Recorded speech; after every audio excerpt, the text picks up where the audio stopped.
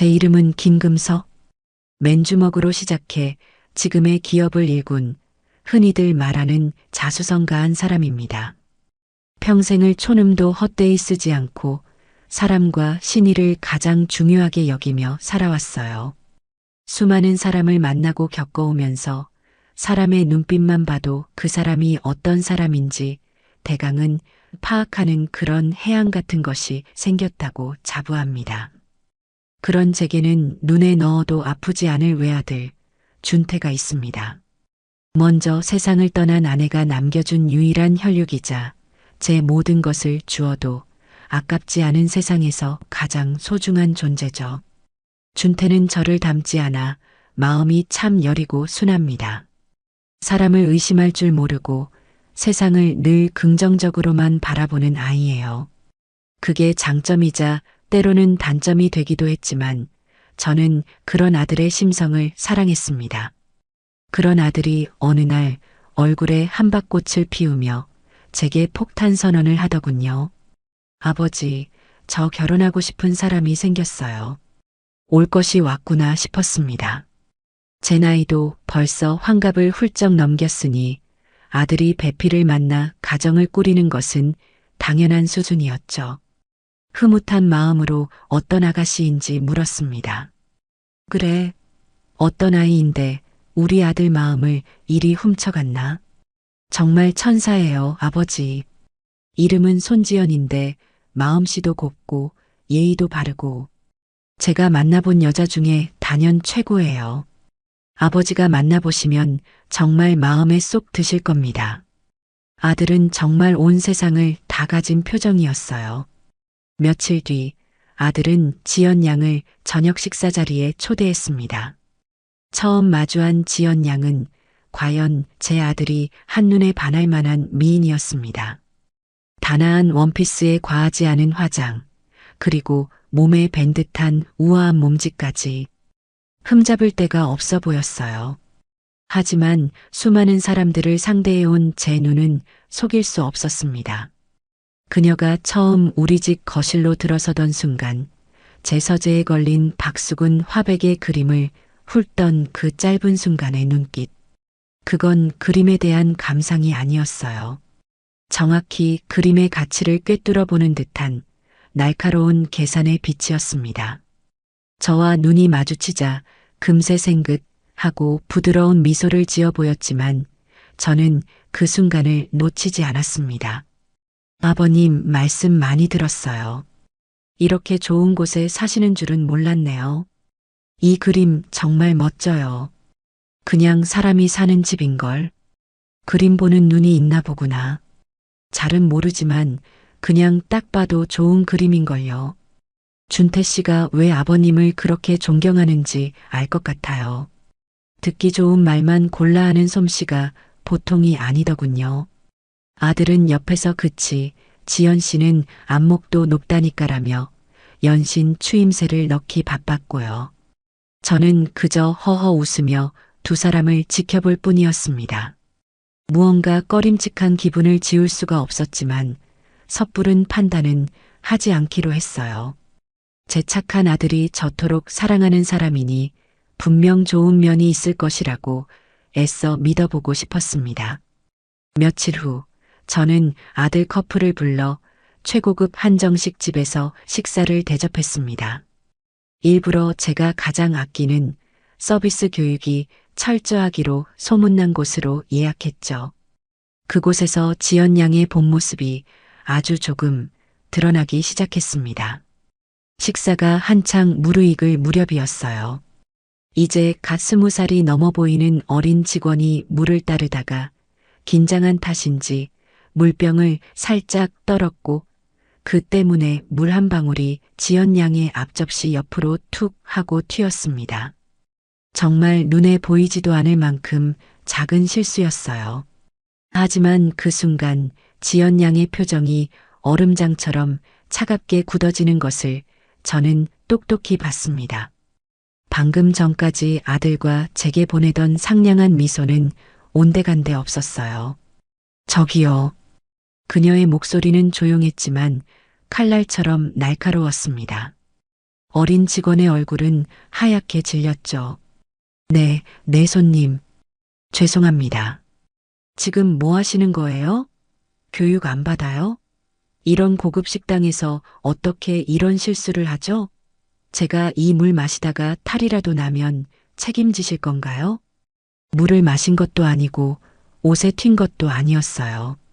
고작 테이블 위에 떨어진 물 한 방울에요. 주변의 다른 손님들이 힐끔거릴 정도로 분위기는 순식간에 싸늘해졌습니다. 직원은 거의 울상이 되어 연신 죄송하다고 허리를 숙였어요. 보다 못한 제가 나섰습니다. 지연 양, 괜찮아.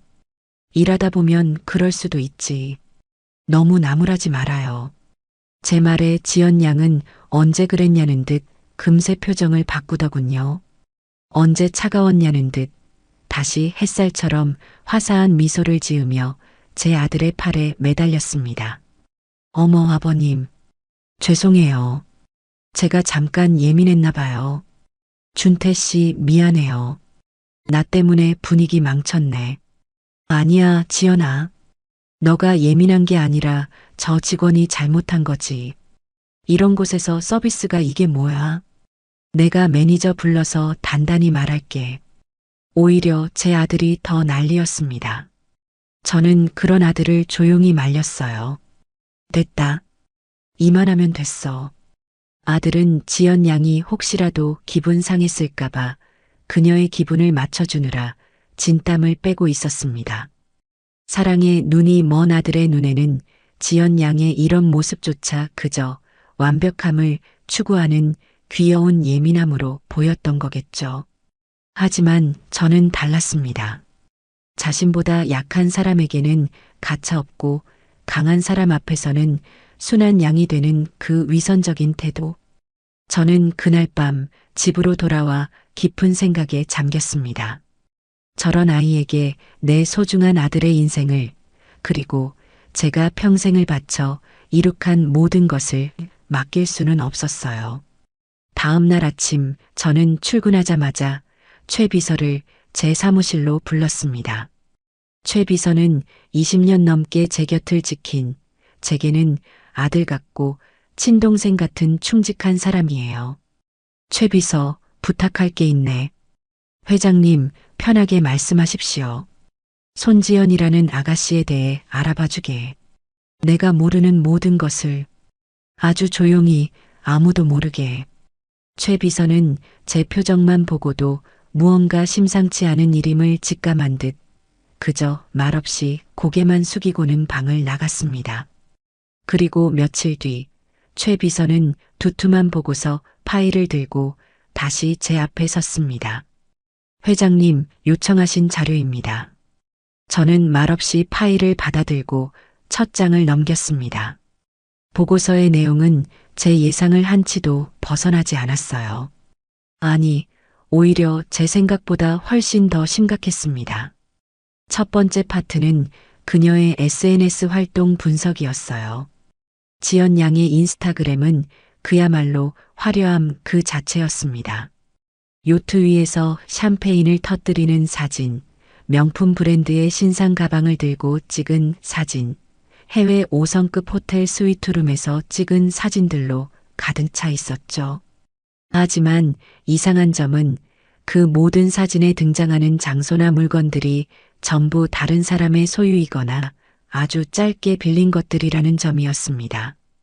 최 비서의 메모에 따르면 그녀는 부유한 친구들의 모임에 어떻게든 끼어서 그들의 배경을 마치 자신의 것인 양 사진으로 남기는데 아주 능숙했어요. 두 번째 파트는 그녀의 가족 배경과 재정 상황이었습니다. 지연 양의 아버지가 운영하던 중소기업은 몇 년 전 무리한 사업 확장으로 파산했고 지금 가족 전체가 상당한 빚더미에 올라앉아 있었어요. 현재 사는 강남의 고급 빌라 역시 월세였고 그마저도 몇 달치가 밀려있는 상황이더군요. 그녀가 걸치고 다니는 명품들은 대부분이 중고거나 심지어 가품도 섞여 있었습니다. 마지막으로 그녀의 과거 연애 편력.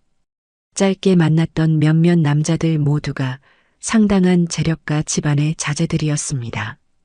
그들은 하나같이 지연 씨는 정말 아름답고 완벽했지만 너무나도 비싼 여자였다라고 입을 모았다고 해요.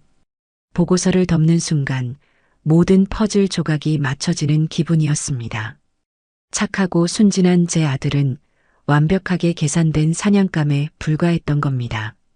그녀가 사랑한 것은 김준태라는 사람이 아니라 김준태의 아버지인 제 돈이었어요. 분노가 치밀어 올랐지만 동시에 아들에 대한 안쓰러움에 가슴이 미어졌습니다. 이 사실을 그대로 아들에게 말한다면 아들은 절대 믿지 않을 거예요. 오히려 제가 아들의 사랑을 반대한다고 생각하며 저를 원망하게 될 것이 뻔했습니다. 안 돼. 그렇게는 둘 수 없어요. 제 아들이 스스로 깨닫게 해야 합니다. 손지연이라는 여자가 얼마나 탐욕스럽고 이기적인 사람인지를 제 아들 두 눈으로 직접 확인하게 만들어야만 해요. 저는 서재 의자에 깊숙이 몸을 묻고 눈을 감았습니다. 어떻게 해야 할까? 어떻게 해야 내 아들이 상처받지 않고 진실을 마주하게 할 수 있을까? 한참을 고민하던 그때 문득 한 가지 기가 막힌 생각이 머릿속을 스치고 지나갔습니다. 그래, 그것밖에 방법이 없겠구나. 그녀가 그토록 경멸하고 무시하는 세상의 가장 낮은 곳. 그곳에서 그녀의 진짜 얼굴을 마주하게 하는 겁니다. 저는 바로 수화기를 들었습니다. 그리고 제 계획의 첫 단추를 채워줄 최 비서에게 전화를 걸었어요. 최 비서, 지금부터 내 말 잘 듣게. 아주 재미있는 연극을 하나 시작해야겠어. 제 아들을 지키기 위해서라면 저는 백만장자 회장님이 아니라 그 무엇이라도 될 수 있었습니다. 지옥의 악마라도 기꺼이 될 생각이었어요. 모든 계획의 서막은 그렇게 조용히 막을 올리고 있었습니다. 제 머릿속에서 계획의 밑그림이 완성되자 저는 한치의 망설임도 없이 실행에 옮기기 시작했습니다. 이 거대한 연극을 성공시키기 위해서는 저 혼자만의 힘으로는 부족했죠. 저의 의도를 가장 정확하게 파악하고 가장 완벽하게 현실로 만들어줄 유능한 총감독이 필요했습니다. 제게는 이미 그런 인물이 곁에 있었어요. 바로 20년을 한결같이 저를 보좌해온 최 비서였습니다. 최 비서 들어오게. 제 부름에 최 비서는 늘 그랬듯 단정한 모습으로 제 서재로 들어섰습니다. 저는 그에게 손짓으로 소파를 가리켰어요. 그는 잠시 의아한 표정을 지었지만 이내 제 맞은편에 조용히 앉았습니다. 평소라면 상상도 못할 일이었죠. 저는 그만큼 이 일이 사무적인 지시가 아닌 동지로서 함께해야 할 비밀스러운 작전이라는 것을 그에게 알려주고 싶었습니다. 자네가 나를 위해 일해준 지가 벌써 20년이 넘었군. 네, 회장님. 햇수로는 23년 차에 접어들었습니다. 그래. 그동안 자네는 내 오른팔이었고 때로는 가족보다 더 나를 잘 아는 사람이었지. 그래서 말인데 지금부터 내가 하는 말을 듣고 미쳤다고 생각할지도 모르겠네. 하지만 이건 내 아들을 위한 어쩌면 내 인생에서 가장 중요한 일일세. 저는 조금의 애두름도 없이 제가 구상한 모든 계획을 최 비서에게 털어놓았습니다. 손지연이라는 여자의 실체와 그런 그녀에게서 아들을 지키기 위해 제가 직접 생선 장수로 변장해 그녀의 본성을 아들의 눈앞에 드러내겠다는 그야말로 영화에서나 나올 법한 이야기를요. 제 이야기가 길어질수록 최 비서의 얼굴은 점점 더 굳어갔습니다. 그의 눈에는 존경과 걱정, 그리고 당혹감이 뒤섞여 있었어요. 회장님, 심정은 충분히 이해가 갑니다만 이건 너무 위험한 방법입니다. 회장님의 신분과 체면은 어찌하시려고요. 만에 하나 이 일이 외부에 알려지기라도 한다면 우리 그룹 전체가 큰 타격을 입을 수도 있습니다. 그의 걱정은 당연했습니다. 이성적이고 합리적인 그로서는 도저히 받아들이기 힘든 계획이었을 거예요. 최 비서, 내 체면이 아들 인생보다 중요할까? 이 그룹, 내가 왜 만들었는가? 결국 내 아들 행복하게 잘 살라고 이 악물고 일군 것 아닌가? 그런데 지금 그 아이가 독사가 우글거리는 웅덩이로 제 발로 걸어 들어가고 있단 말이야. 부모로서 그걸 뻔히 보면서 점잖게 앉아만 있으라는 건가? 나는 그렇게는 못하네. 제 목소리는 낮았지만 그 안에 담긴 결심은 바위처럼 단단했습니다. 제 진심을 읽었는지 최 비서는 더 이상 반대하지 않았습니다. 그는 길게 한숨을 내쉬더니 이내 안경을 고쳤으며 언제 그랬냐는 듯 냉철한 비서의 얼굴로 돌아왔어요. 알겠습니다, 회장님. 회장님의 뜻이 정 그러시다면 저는 이 연극의 가장 완벽한 총감독이 되어드리겠습니다. 이 시간부로 김금석 회장 위장 잠입 프로젝트를 가동하겠습니다. 모든 것은 극비리에 붙여질 것이며 관련된 모든 인원은 철저한 보안각서하에 움직이게 될 겁니다. 그의 눈빛이 달라지는 순간 저는 제 계획이 이미 절반은 성공했음을 직감했습니다. 우리는 그날 밤을 꼬박 세워 작전의 세부 사항을 다듬었어요. 어떤 인물로 변장할 것인가부터 어디서 어떻게 그녀와 마주칠 것인가까지. 최 비서는 제 생각보다 훨씬 더 치밀하고 대담했습니다. 회장님, 어설픈 변장은 안 됩니다.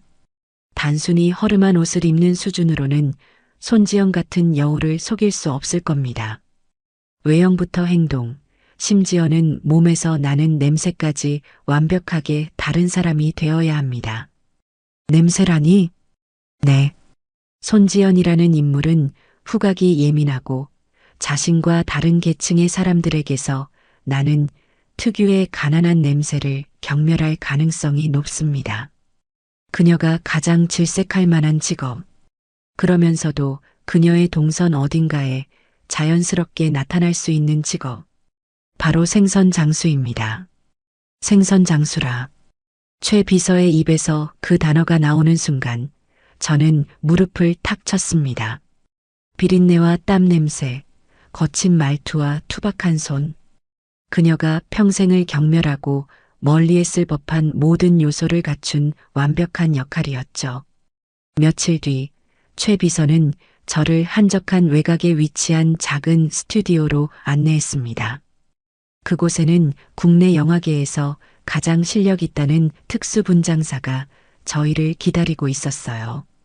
최 비서는 그에게 극비리에 진행되는 영화의 리얼리티 테스트라고 둘러대며 저를 완벽한 60대 후반의 시장 상인으로 만들어달라고 요청했습니다.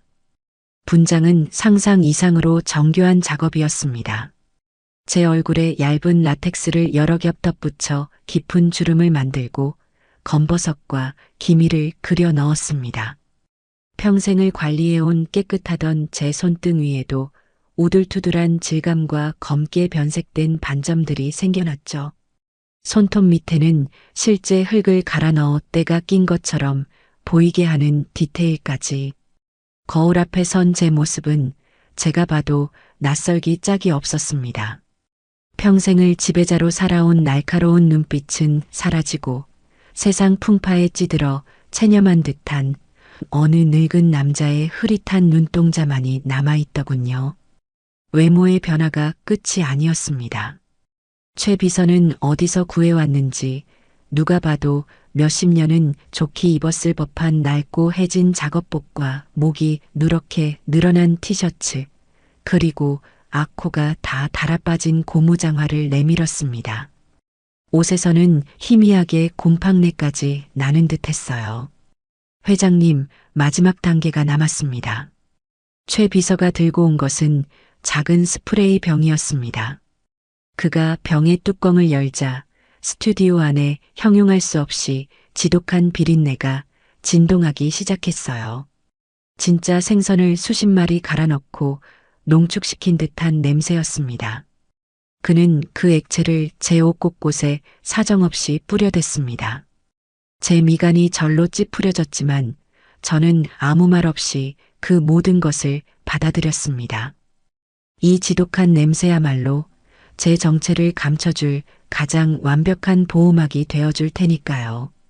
모든 준비를 마친 저는 마지막 관문을 향해 출발했습니다.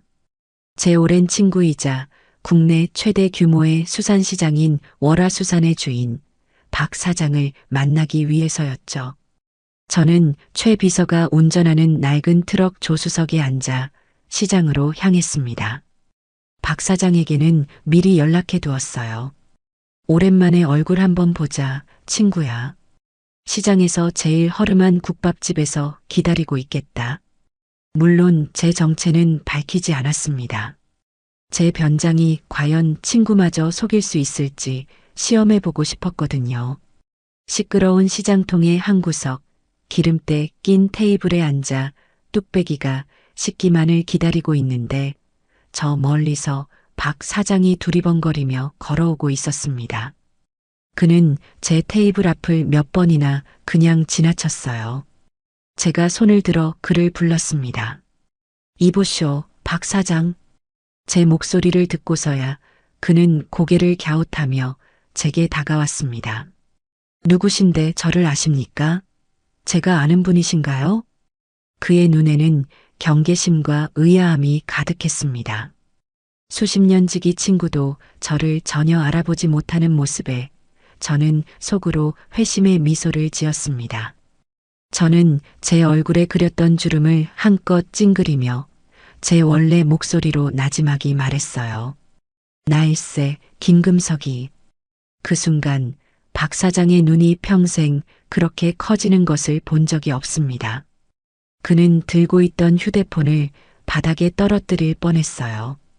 그는 믿을 수 없다는 듯 제 얼굴을 샅샅이 훑어보더니 이내 손으로 제 볼을 살짝 꼬집어 보기까지 했습니다. 너 금석이 너 맞냐? 이게 대체 무슨 꼴이야? 어디 안 좋은 일이라도 생긴 거냐? 저는 그를 자리에 앉히고 지금까지의 자초지종을 모두 설명해 주었습니다. 제 이야기가 끝나자 박 사장은 분노와 어이없음이 뒤섞인 표정으로 주먹으로 테이블을 내리쳤어요. 아니, 이런 고얀 것을 봤나? 우리 준태가 얼마나 착한 앤데 그런 애를 상대로 사기를 쳐? 당장 달려가서 머리끄덩이를 잡고. 진정하게, 박 사장. 내가 원하는 건 그런 소란이 아니야. 나는 내 아들이 스스로 깨닫길 바라네. 그래서 자네 도움이 필요해. 도움이라니? 내가 뭘 하면 되겠냐? 뭐든지 말만 해. 내 친구 아들 일인데 이 팔이라도 걷어붙여야지. 고맙다, 친구야. 나 한 달만 자네 가게에서 일하는 신입으로 좀 받아주게. 아무도 내 정체를 몰라야 하네. 자네도 나를 그냥 김씨 영감이라고 불러.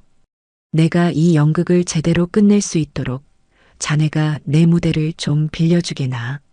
박 사장은 잠시 말을 잃고 저를 빤히 쳐다보더군요. 그러더니 이내 그의 입가에 장난기 가득한 웃음이 번지기 시작했습니다. 야, 김금석. 너 회장 되더니 재미없는 사람 다 된 줄 알았는데 아직 옛날 그 깡다구는 여전하구나. 좋다, 까짓것. 어디 한번 제대로 놀아보자고. 우리 월화수산의 새로운 김씨 영감. 내가 아주 혹독하게 일을 가르쳐주마. 우리는 마치 젊은 시절로 돌아간 것처럼 마주보며 크게 웃었습니다. 그렇게 저의 완벽한 이중생활이 시작되었습니다. 낮에는 수산시장에서 가장 비린내 나는 신입 일꾼 김씨 영감으로, 밤에는 대한민국을 움직이는 기업의 회장 김금석으로. 이제 사냥을 위한 모든 준비는 끝났습니다. 여우굴에 들어갈 사냥꾼은 완벽하게 양의 탈을 뒤집어 쓴 셈이었죠. 수산시장에서의 하루는 동이 트기도 전인 새벽 4시부터 시작되었습니다.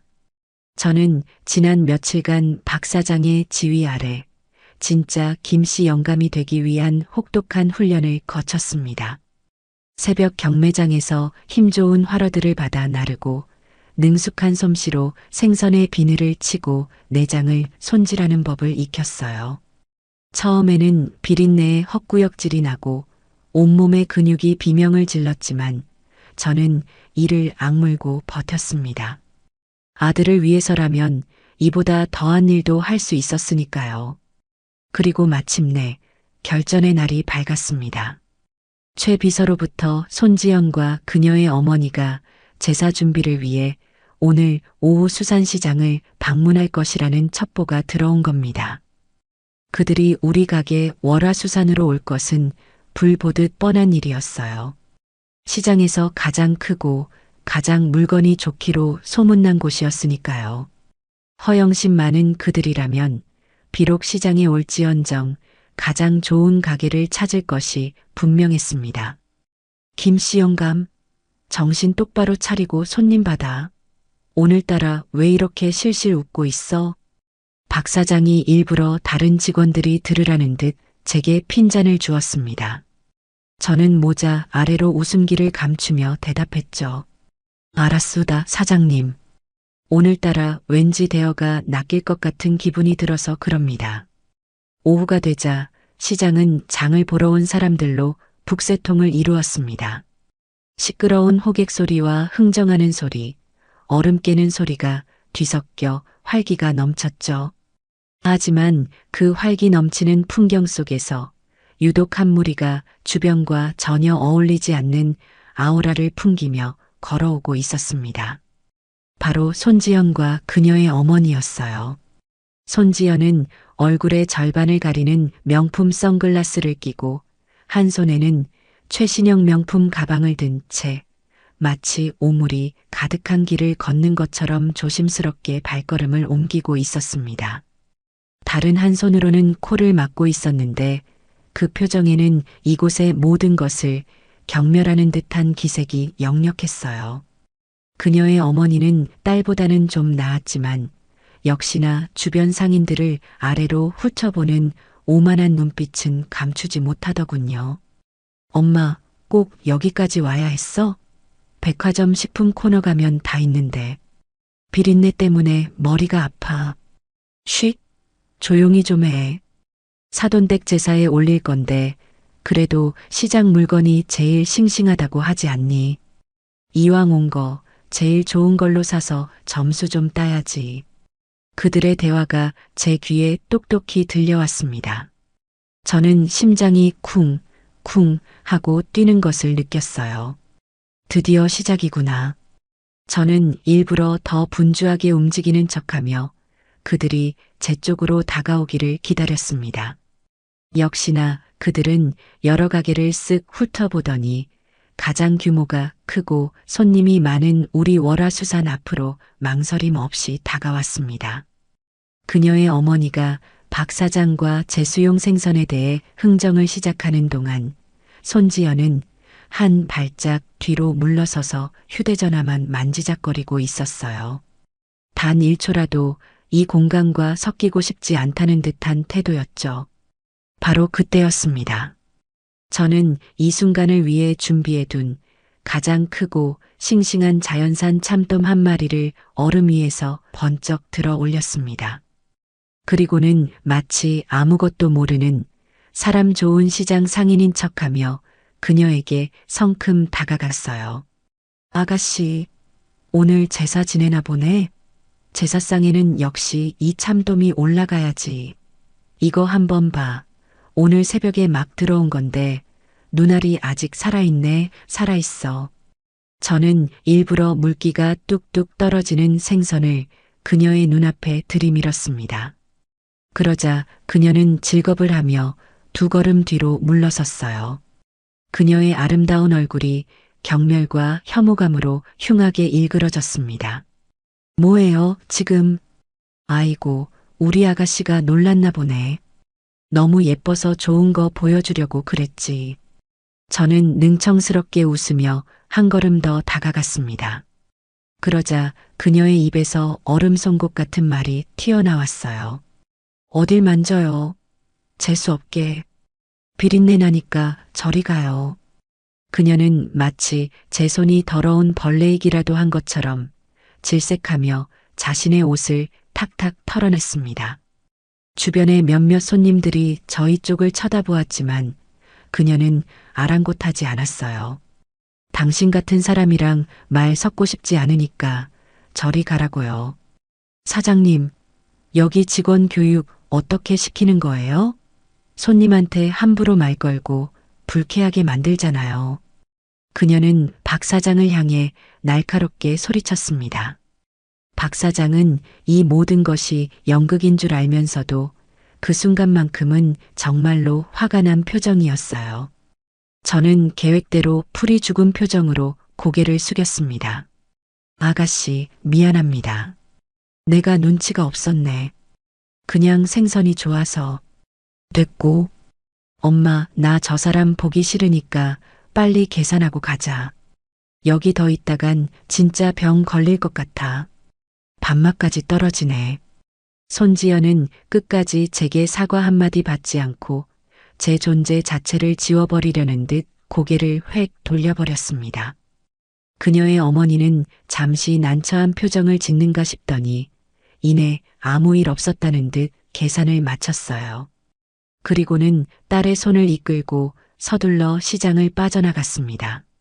그들이 사라진 뒤에도 저는 한동안 그 자리에 못 박힌 듯 서 있었습니다. 손에는 아까 들었던 참돔의 차갑고 미끈한 감촉이 생생하게 남아 있었죠. 주변 상인들이 안쓰럽다는 듯 저를 쳐다보며 수군거렸습니다. 요즘 젊은 것들은 왜 저 모양이래? 김씨 영감, 너무 상심 말아요.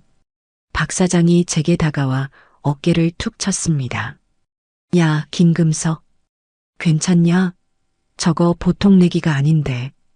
저런 걸 며느리로 들였다간 어휴, 끔찍하다. 저는 천천히 고개를 들었습니다. 그리고 박 사장을 보며 희미하게 웃어 보였어요.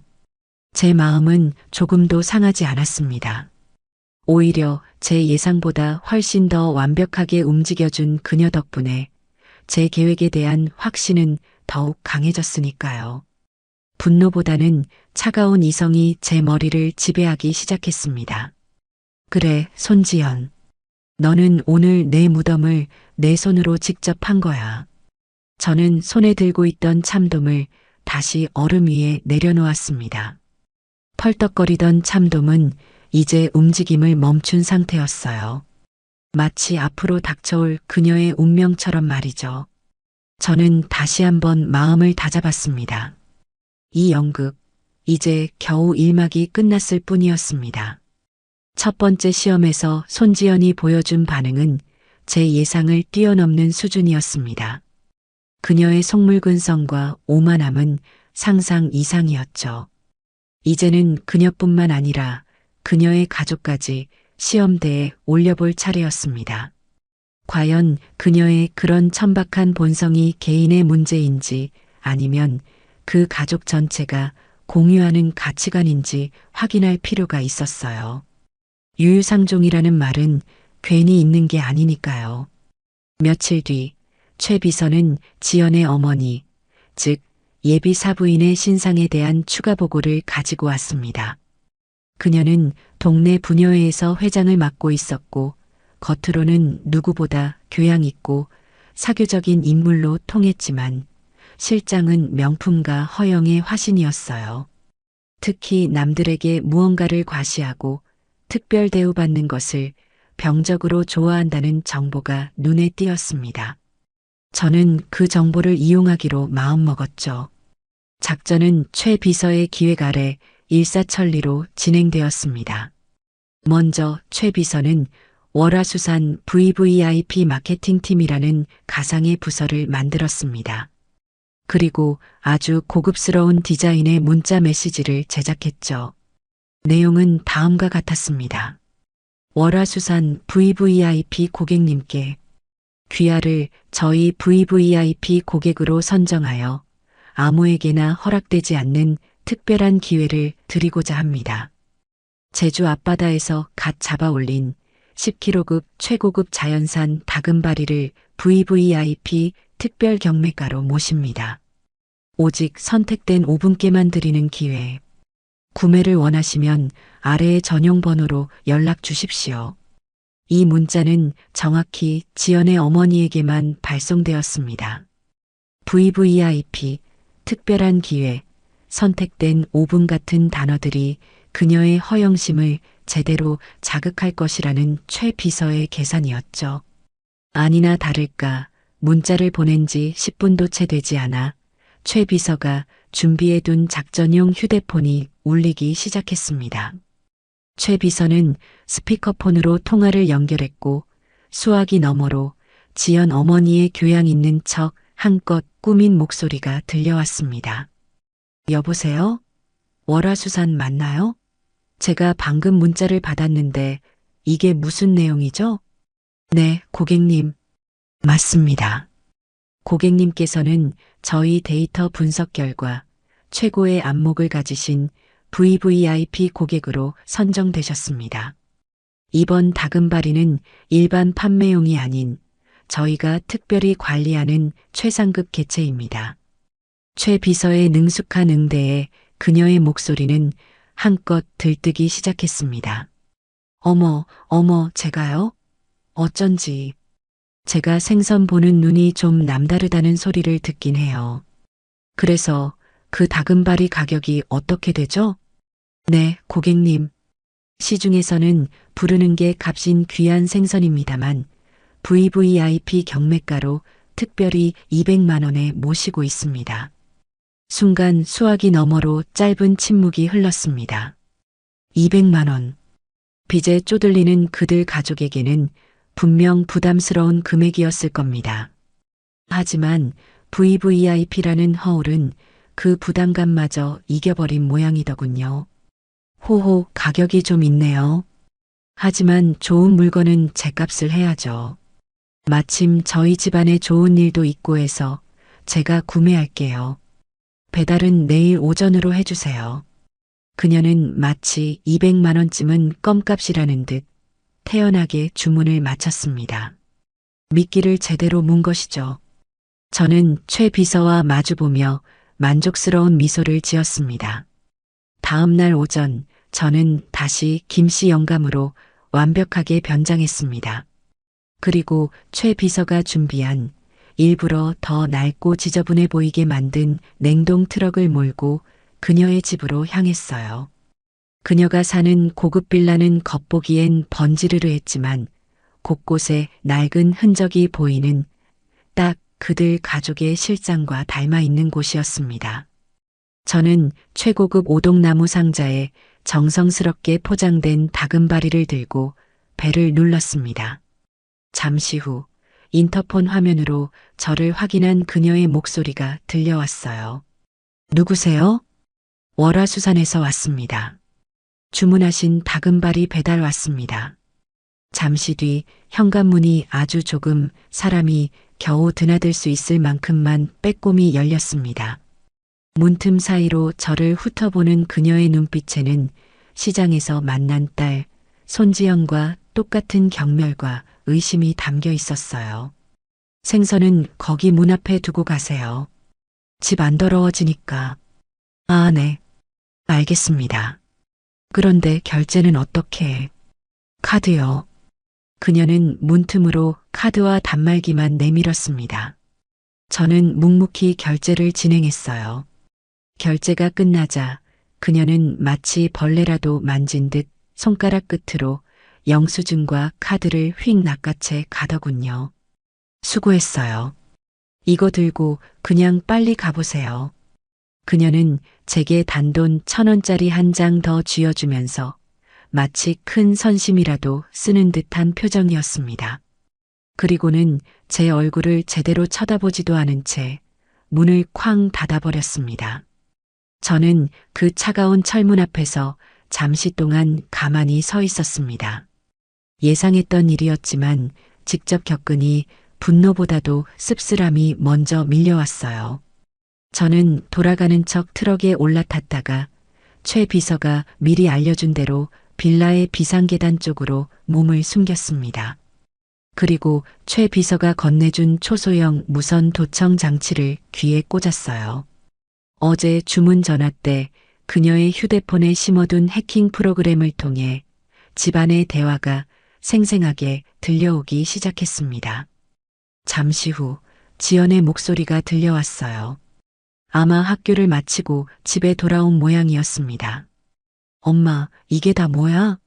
웬 생선? 쉿, 조용히 해. 이거 그냥 생선 아니야. 월화수산 VVIP한테만 판다는 자연산 다금발이라고. 이거 한 마리에 200만 원이야. 뭐? 200? 엄마 미쳤어? 우리 지금 그럴 돈이 어디 있어? 다 널 위해서지. 이 기집애야. 모레가 내 생일 아니니. 그때 준태 씨네 가족들 초대해서 이걸로 요리에 대접할 거야. 사돈댁에 우리가 이 정도는 먹고 산다는 걸 보여줘야 나중에 네가 시집 가서도 무시 안 당하지. 안 그래? 아, 그런 깊은 뜻이? 근데 아까 배달 온 사람 완전 거지 같던데. 꼴을 보아하니 저런 영감 월급은 뻔하지. 저런 사람들이랑은 상종도 하면 안 된다니까. 그러니까 말이다. 아까워서 어떡하니. 이런 귀한 생선을 저런 더러운 손으로 만지게 하고. 아무튼 엄마의 큰 그림을 알아주니 다행이다. 이번 내 생일 선물로 사돈 어른께는 다이아 목걸이 꼭 받아내야 한다. 그게 다 네 시댁 재산 미리 당겨오는 거라고 생각해. 알았지? 걱정 마, 엄마. 김준태는 나한테 껌뻑 죽어. 아주 내 손바닥 안에서 놀아난다니까. 그 아버님이라는 사람만 좀 찜찜하긴 한데. 뭐, 늙은이가 별 수 있겠어? 결국엔 아들 못 이길 테니 괜찮겠지. 이 결혼만 딱 성사되면 우리도 이제 이런 궁상 안 떨어도 돼. 엄마, 그때 되면 내가 이 빌라 통째로 사줄게. 어머, 역시 엄마는 너밖에 없다.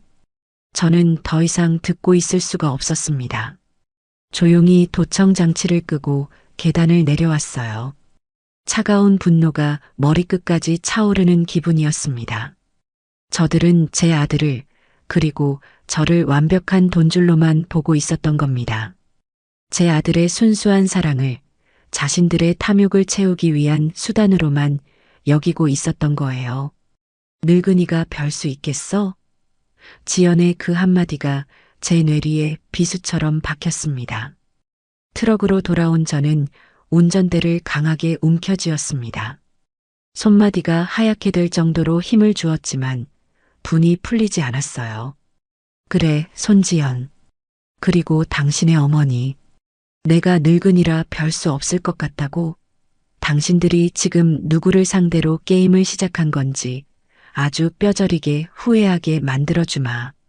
지옥의 문이 열린 줄도 모르고 축배를 들고 있을 그 모녀의 얼굴을 떠올리며 저는 더욱 잔인하고 더욱 철저한 다음 계획을 머릿속으로 그리기 시작했습니다. 이제부터는 그 어떤 동정이나 자비도 없을 겁니다.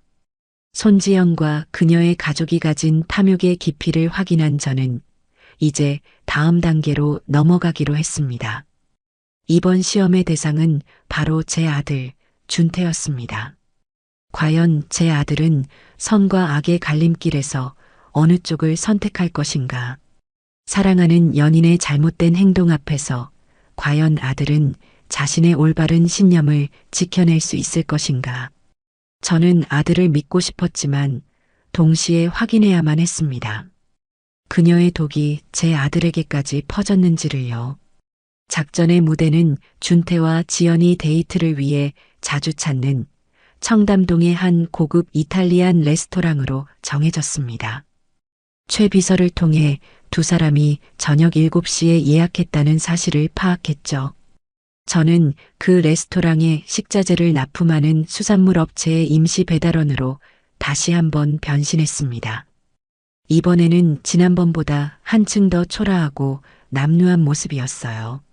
몇 번이고 기워 입은 듯한 작업 조끼와 군데군데 구멍이 난 목장갑. 누가 봐도 하루 벌어 하루 먹고 사는 고된 인생의 흔적이 고스란히 묻어나는 모습이었습니다.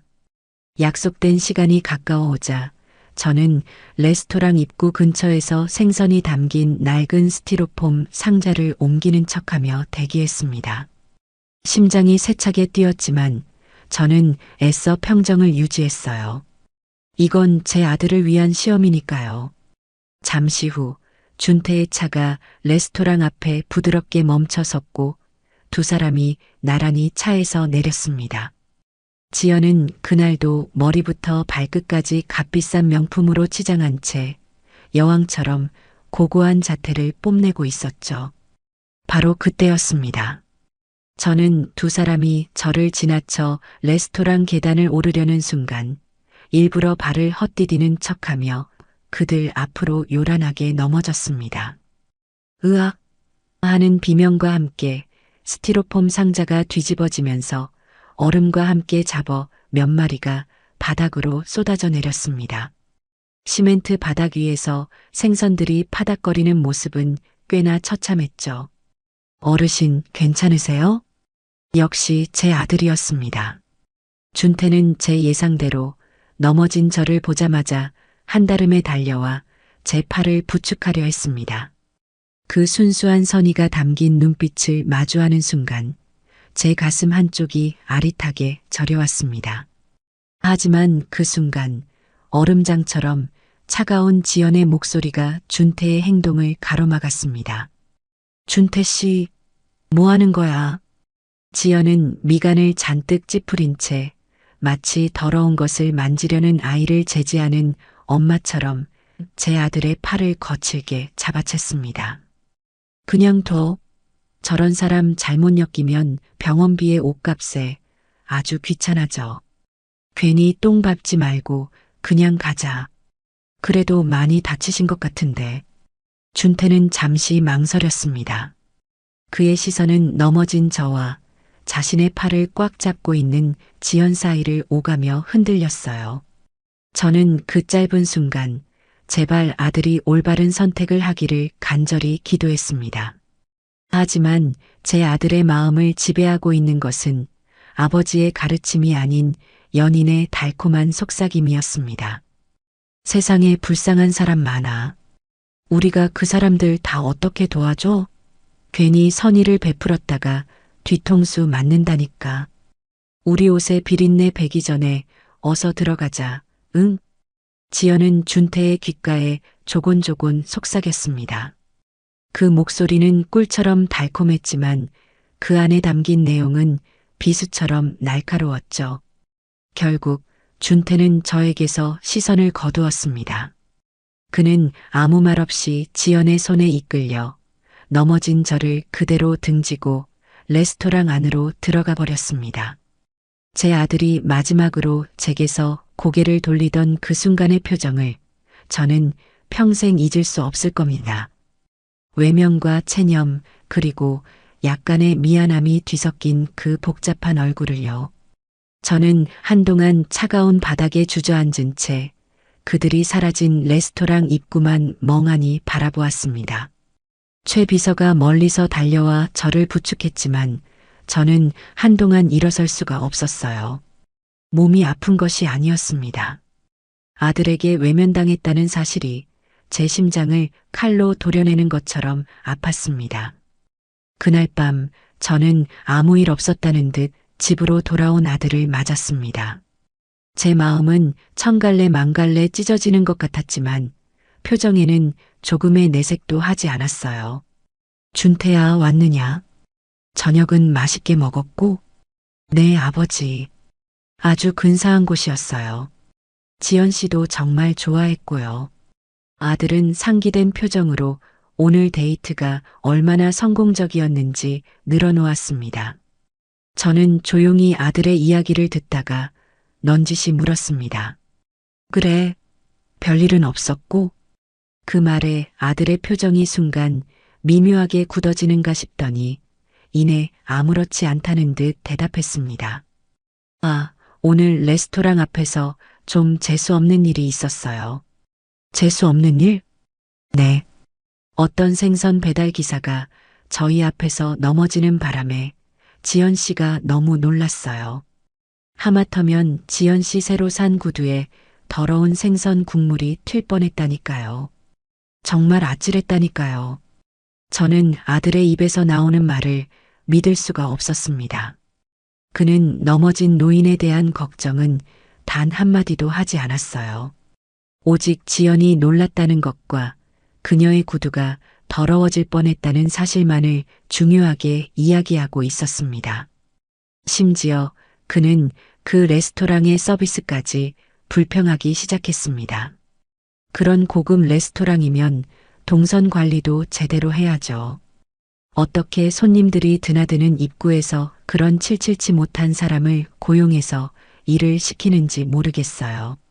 제가 지배인한테 단단히 한마디 하려다가 지연 씨가 말려서 참았어요. 저는 더 이상 아들의 얼굴을 마주볼 자신이 없었습니다. 고개를 돌려 창밖을 바라보며 조용히 말했죠.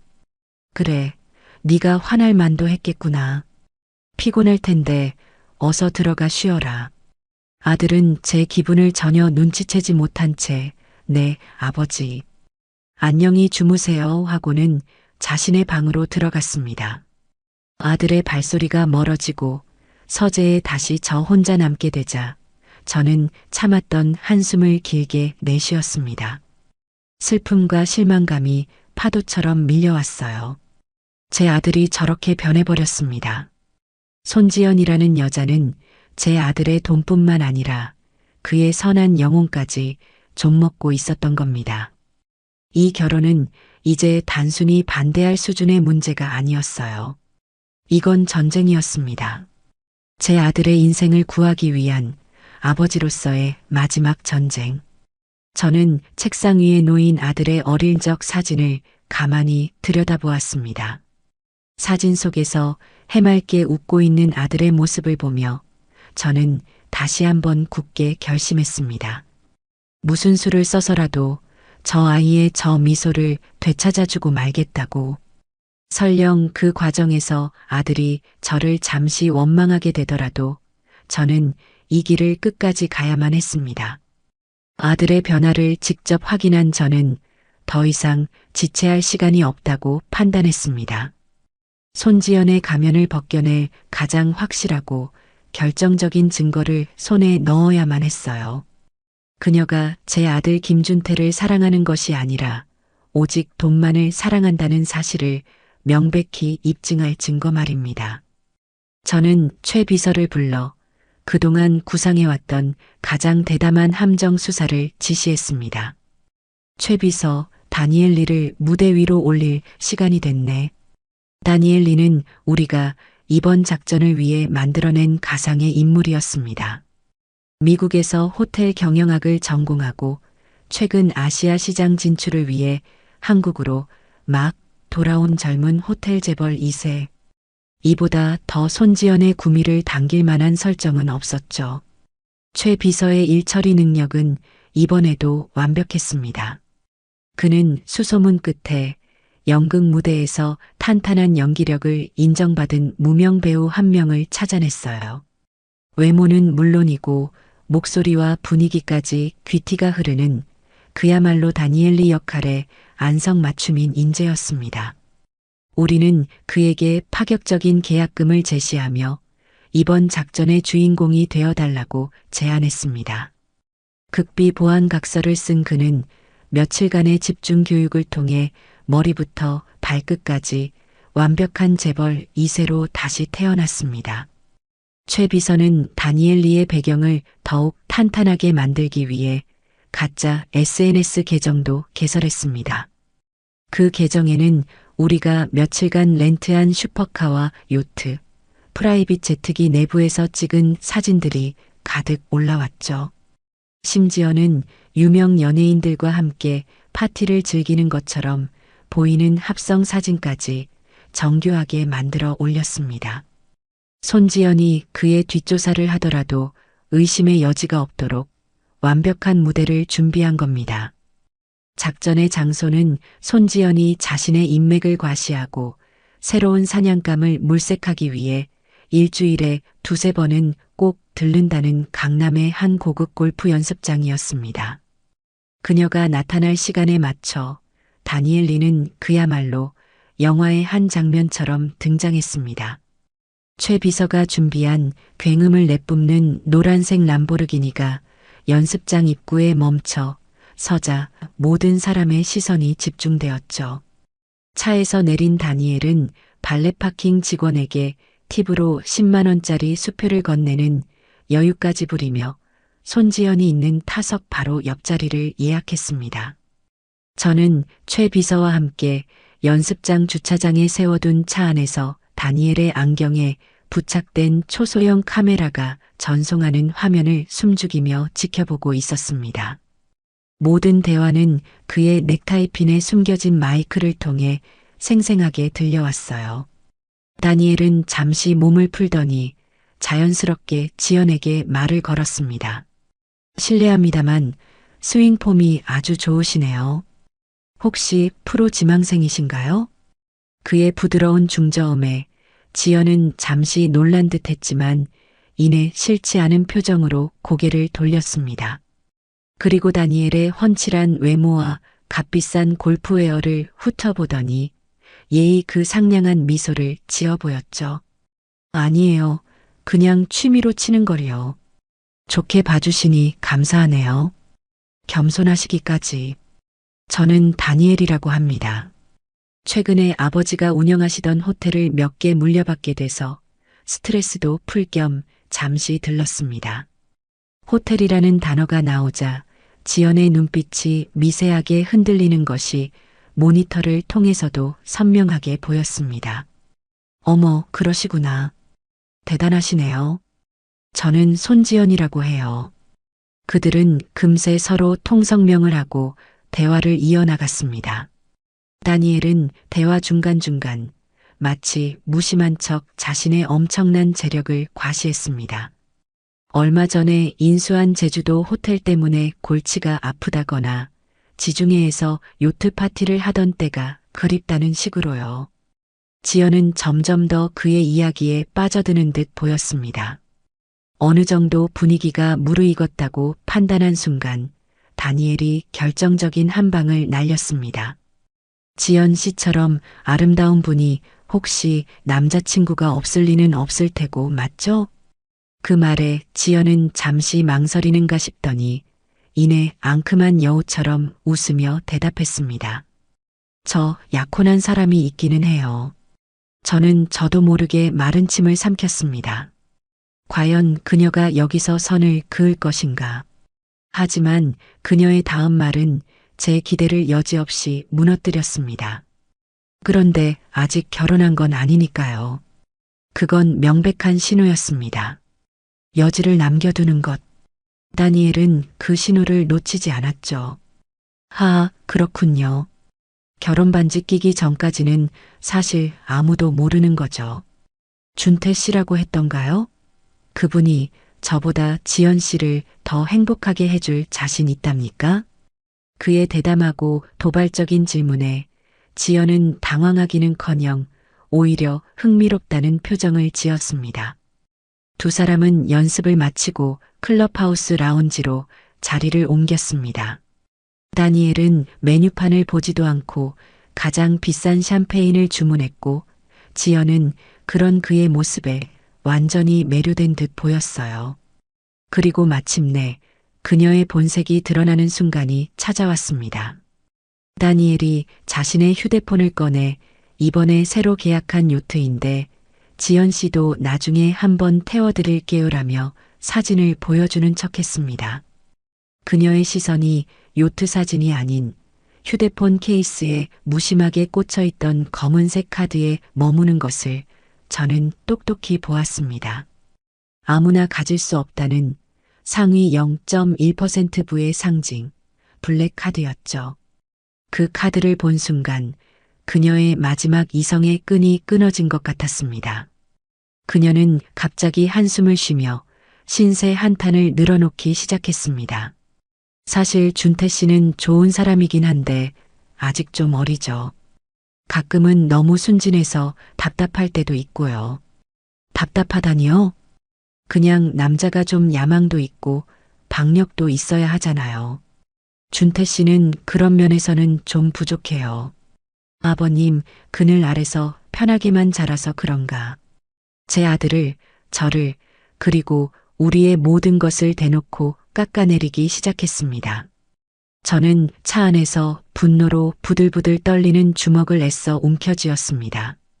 최 비서가 제 어깨를 가만히 눌렀지만 귀로 들려오는 그녀의 목소리는 제 이성을 마비시킬 지경이었어요. 대화가 끝날 무렵 다니엘이 그녀에게 자신의 명함을 건넸습니다. 언제든 편하게 연락 주세요.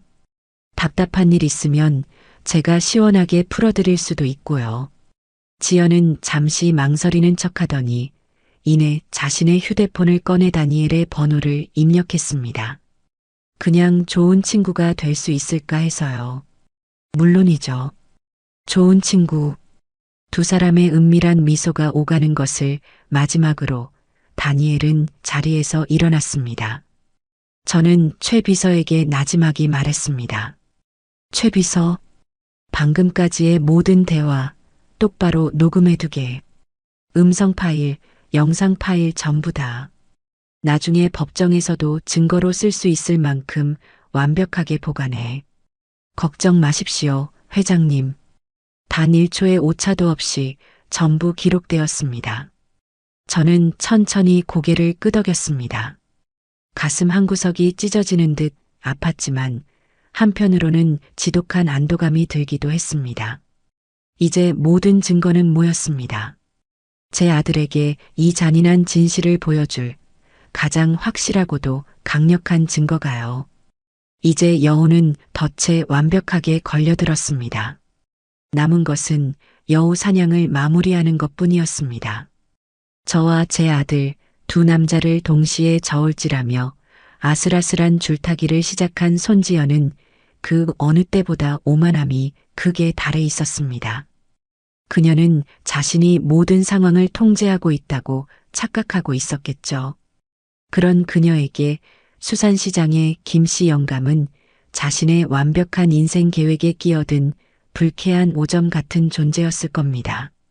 아마 눈에 거슬려서 견딜 수가 없었을 거예요. 결국 그녀는 그 오점을 자신의 손으로 직접 지워버리기로 마음먹은 모양이었습니다. 어느 날 오후 박 사장이 얼굴이 벌개져서 저를 찾아왔습니다. 그의 손에는 휴대전화가 들려 있었는데 그 화면에는 지역 맘카페에 올라온 장문의 글이 띄워져 있었습니다. 제목부터가 아주 자극적이었죠. 긴급 고발. 월화수산의 비위생적이고 불친절한 늙은 직원을 고발합니다. 글의 내용은 그야말로 가관이었습니다. 익명의 작성자는 며칠 전 월화수산에서 제사 음식을 사다가 한 늙은 직원에게 끔찍한 일을 당했다고 주장하고 있었어요. 그 직원이 썩은 생선을 강매하려고 했고 거절하자 자신을 위협했다는 것이었습니다. 심지어는 위생 장갑도 끼지 않은 더러운 손으로 생선을 만지고 그 손으로 돈을 받는 등 비위생적인 행태를 일삼았다고도 적혀 있었죠. 글의 마지막에는 아이들과 함께 가는 시장인데 저런 불결하고 파렴치한 사람이 버젓이 일하고 있다는 사실이 너무나 소름 끼친다. 시장 상인회와 구청에서는 즉각 저 직원을 해고하고 재발 방지를 약속해야 한다는 선동적인 문구로 끝을 맺고 있었습니다. 글쓴이가 누구인지는 물어볼 필요도 없었습니다. 손지연, 그녀가 꾸민 짓이 분명했죠. 이게 말이 되는 소리냐고. 내가 평생을 내 이름 걸고 장사해온 곳인데 감히 이런 말도 안 되는 거짓말로 우리 가게 명예에 똥칠을 해? 당장 사이버 수사대에 의뢰해서 이 글 쓴 X 찾아내서 진정해, 박 사장. 화낼 것 없어. 오히려 잘 됐네. 저는 분노하는 박 사장을 진정시켰습니다. 제 반응이 의외였는지 그는 어리둥절한 표정으로 저를 바라봤어요. 잘 돼? 지금 이게 잘된 일로 보여? 너 지금 제정신이야? 물론이지. 이건 그녀가 스스로 무덤을 더 깊게 파는 행동일 뿐이야. 그리고 내게는 아주 좋은 마지막 무대가 되어줄 걸세. 그러니 자네는 잠시만 더 나쁜 사장님 역할을 좀 해줘야겠어. 저는 박 사장에게 제 계획을 설명했습니다. 그는 처음에는 말도 안 된다며 길길이 날뛰었지만 제 단호한 눈빛에 인해 두 손 두 발 다 들고 말았죠. 최 비서는 이 기회를 놓치지 않고 월화수산의 불미스러운 일에 대해 시장 상인회가 긴급회의를 소집했다는 소문을 시장 전체에 퍼뜨렸습니다. 물론 그 소문이 손지연의 귀에 들어가는 것은 시간 문제였고요. 며칠 뒤 자신의 승리를 확인하고 싶었는지 손지연이 다시 시장의 모습을 드러냈습니다. 이번에는 혼자였죠.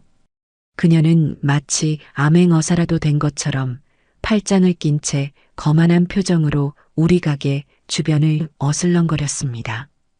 바로 그 순간 저는 박 사장과 함께 미리 짜둔 연기를 시작했습니다. 김씨 영감, 당신 때문에 지금 우리 가게가 어떻게 된 줄 알아? 당장 짐 싸. 오늘부로 해고야. 박 사장은 일부러 모든 사람이 들으라는 듯 제게 고래고래 소리를 질렀습니다. 저는 세상 모든 것을 잃은 사람처럼 절망적인 표정을 지으며 바닥에 주저앉았어요. 사장님, 제발 한 번만 용서해 주십시오. 제가 다 잘못했습니다. 이 일자리 잃으면 우리 식구들 다 굶어 죽습니다. 사장님. 제 처절한 연기에 주변 상인들까지 숙연해질 정도였습니다. 그 순간 제 눈에 저 멀리서 이 광경을 지켜보며 만족스러운 미소를 짓고 있는 손지연의 모습이 들어왔습니다. 저는 기회를 놓치지 않고 그녀를 향해 기어가듯 다가갔습니다. 그리고는 그녀의 값비싼 구두 앞에서 망설임 없이 무릎을 꿇었어요. 아가씨가 올린 글 때문인 거 다 압니다. 제가 그날 정말 죽을 죄를 지었습니다. 노망이 나서 제가 잠시 정신이 어떻게 됐었나 봅니다. 제발 이번 한 번만 용서해 주십시오. 상인회에 가서 제가 잘못했다고 용서해 줬다고 한마디만 좀 해 주십시오. 예. 저는 그녀의 바짓가랑이라도 붙잡을 것처럼 애원했습니다. 질척한 시장 바닥에 무릎을 꿇은 제 모습은 누가 봐도 비참하기 짝이 없었죠. 주변의 모든 사람들이 숨을 죽이고 그녀의 대답을 기다렸습니다. 그녀가 여기서 단 한마디 일어나세요, 어르신. 저도 너무 심했던 것 같네요 라고만 말해줬다면 저는 이 모든 계획을 다시 생각해 볼 용의가 있었습니다. 하지만 그녀는 제 마지막 기대를 산산조각 내버렸습니다. 그녀는 무릎 꿇은 저를 벌레만도 못하다는 듯한 눈으로 차갑게 내려다보았습니다. 그녀의 입가에는 경멸과 희열이 뒤섞인 기묘한 미소가 걸려 있었어요. 이제 와서 빌면 뭐가 달라져요? 그녀의 목소리에는 일말의 동정심도 없었습니다. 당신 같은 사람은 이런 데서 일할 자격이 없어요. 여기가 어디라고 감히 손님한테 그런 파렴치한 짓을 해요? 늙었으면 곱게 늙을 것이지. 아주 추하네요. 그녀는 주변 사람들에게 들으라는 듯 저를 더욱더 모욕했습니다. 그리고 똑똑히 들으세요. 이건 당신 하나 좋자고 하는 일이 아니에요. 이번 기회에 이 더럽고 지저분한 시장물을 좀 깨끗하게 만들어야죠. 당신 같은 사람을 솎아내는 게 모두를 위해 좋은 일이라고요. 그녀는 제게 마지막으로 추하다는 말을 남기고 얼음처럼 차갑게 돌아섰습니다.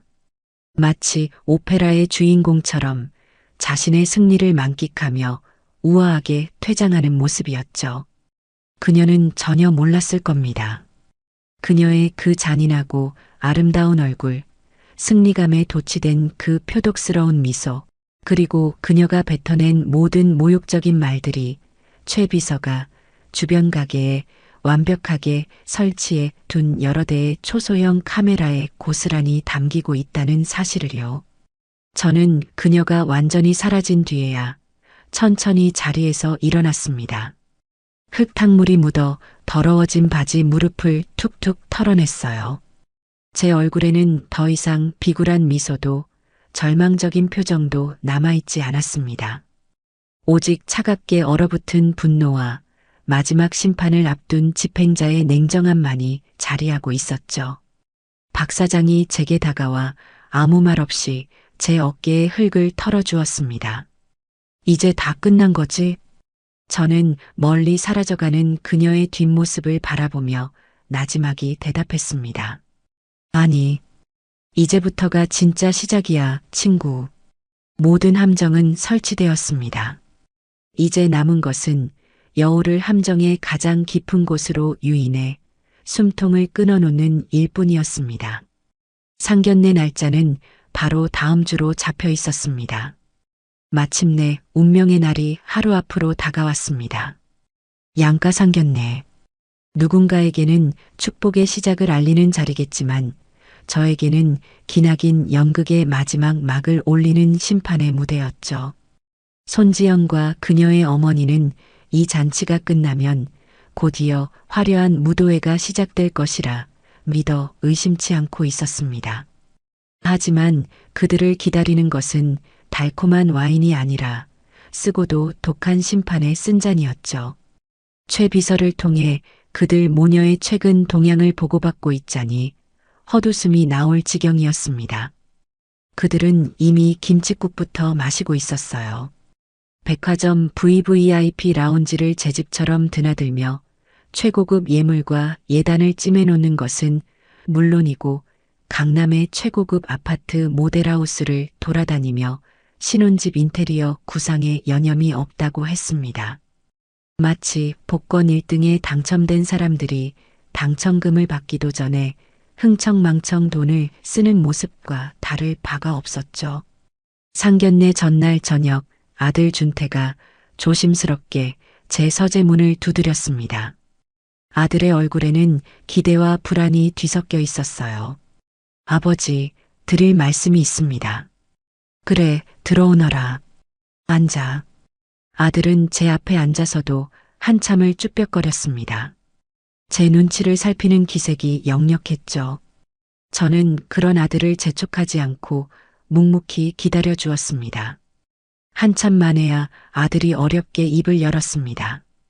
저 아버지, 내일 상견례도 있고 해서 지연 씨 댁에서 원하는 게 몇 가지 있는 것 같아서요. 원하는 거? 그게 무엇이냐? 아버지가 들으시면 속물이라고 생각하실까봐 걱정되는데요. 요즘 다들 이 정도는 하는 추세라고 하더라고요. 아들은 우물쭈물하며 지연의 어머니가 그에게 전달했다는 요구사항들을 늘어놓기 시작했습니다. 내용은 제가 최 비서를 통해 보고받은 것과 정확히 일치했어요. 지연의 명의로 된 강남의 30평대 아파트 한 채, 그녀가 타고 다닐 독일제 최신형 세단, 그리고 장인 장모님이 타실 국산 대형 세단 한 대, 거기에 현금으로 된 예단비와 지연이 결혼 준비를 하며 몸을 꾸밀 꾸민비라는 명목의 현금까지. 듣고 있자니 실소가 터져 나오려는 것을 간신히 참았습니다. 집안의 빚더미는 까맣게 있고 그야말로 제 재산을 거덜낼 작정인 모양이었습니다. 저는 제 속마음을 완벽하게 감추고 오히려 인자한 미소를 지어 보였습니다. 아들은 제 표정을 살피며 안절부절 못하고 있었죠. 아버지, 제가 생각해도 좀 과한 것 같기는 한데 지연 씨 말로는 자기 어머니가 딸을 그냥 보내는 게 너무 서운해서 그러시는 것 같다고. 알겠다. 제 짧은 대답에 아들은 오히려 더 놀란 표정이었습니다. 제가 버럭 화를 낼 것이라고 예상했던 모양이에요. 네, 아버지. 다 알아들었으니 걱정하지 말거라. 내가 다 알아서 하마. 저는 자리에서 일어나 아들의 어깨를 부드럽게 두드려 주었습니다. 그리고는 아들의 눈을 똑바로 바라보며 말했죠. 준태야, 걱정하지 마라. 내가 내일 너희에게 아주 특별한 선물을 준비했다. 제 말에 아들의 얼굴에 화색이 돌기 시작했습니다. 선물이요? 어떤? 쉿. 그건 내일이 되면 알게 될 게다. 모두가 아주 오랫동안 기억할 만한 그런 아주 특별한 선물이 될 것이야. 그러니 너는 아무 걱정 말고 내일 상견례에 나오너라. 내가 내 어깨를 확실하게 세워주마. 제 확신에 찬 목소리에 아들은 모든 걱정을 씻어낸 듯 환하게 웃었습니다. 감사합니다, 아버지. 정말 감사해요. 아들은 몇 번이고 제게 고맙다고 인사를 하고는 가벼운 발걸음으로 서재를 나갔습니다. 아마 지금쯤 지연에게 전화를 걸어 제가 모든 것을 들어주기로 했다는 기쁜 소식을 전하고 있겠죠. 그들의 기대감은 이제 하늘 높은 줄 모르고 치솟을 것이 분명했습니다. 기대가 크면 실망도 큰 법이죠. 아니, 그들에게는 실망이 아니라 절망이 될 테고요. 아들이 나간 뒤 저는 서재 안쪽에 숨겨진 비밀 공간의 문을 열었습니다. 그곳은 저와 최 비서만이 아는 우리 작전 사무실이었죠. 벽 한쪽에는 손지연과 관련된 모든 인물의 관계도가 그려져 있었고 테이블 위에는 그동안 수집한 모든 증거 자료들이 가지런히 놓여 있었습니다. 저는 마지막 점검을 위해 최 비서와 박 사장 그리고 다니엘리 역할을 맡았던 배우를 그곳으로 불렀습니다. 모두들 그동안 정말 고생 많았네. 이제 이 지긋지긋한 연극을 끝낼 시간이 됐어. 최 비서가 먼저 입을 열었습니다. 회장님, 모든 준비는 끝났습니다. 상견례 장소인 한정식집 운산정의 가장 큰 별채는 저희가 통째로 빌렸습니다.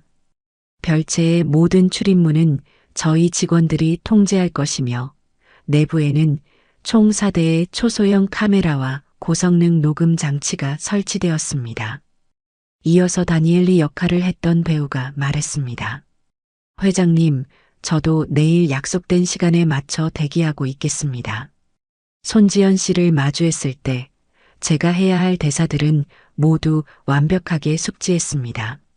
마지막으로 박 사장이 주먹을 불끈 쥐며 말했습니다. 금서가 걱정 마라. 내가 네 곁을 든든하게 지키고 있을 테니 내일 그 여우 같은 것들 면상에 대고 우리 가게에 어떻게 똥칠을 했는지 똑똑히 증언해 주마. 저는 제 사람들의 든든한 모습에 마음이 놓였습니다. 우리는 마지막으로 내일의 동선과 각자의 역할을 다시 한번 점검했습니다.